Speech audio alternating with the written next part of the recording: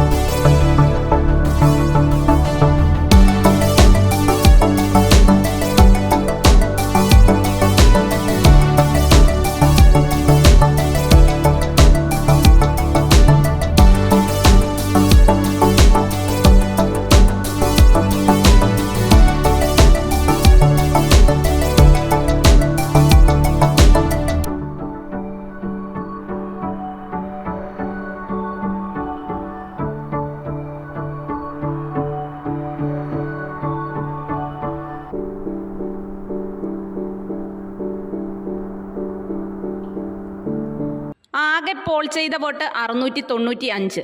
Diljith Raj K 238 വോട്ടുമായി school ലീഡറായി തെരഞ്ഞെടുക്കപ്പെട്ടു. 156 വോട്ടുമായി മുഹമ്മദ് ഫയാസ് N ഡെപ്യൂട്ടി ലീഡറായി തെരഞ്ഞെടുക്കപ്പെട്ടു.